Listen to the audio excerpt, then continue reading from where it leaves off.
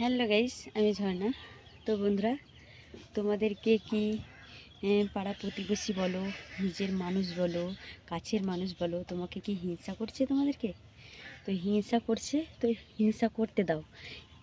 মানুষে যদি হিংসা করে না, তাহলে তাতে তোমারই ভালো হবে। একটু ধৈর্য ধরতে হবে, দেখবে যে হিংসা করছে তার তো কুফল হবেই, আর তোমার দেখবে সামনে দিকে তোমার সুফল, মানে তোমার ফল আসবেই। তো যারা হিংসা করছে করতে দাও, তাদের হিংসার কুফল পাবে, মানে ফল তো পাবে না, কুফল।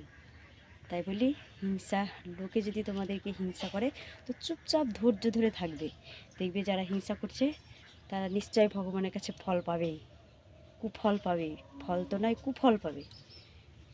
তো হিংসা করা ভালো করুক, ভগবান ঠিক শাস্তি দেবে, শুধু একটু ধৈর্যের দরকার।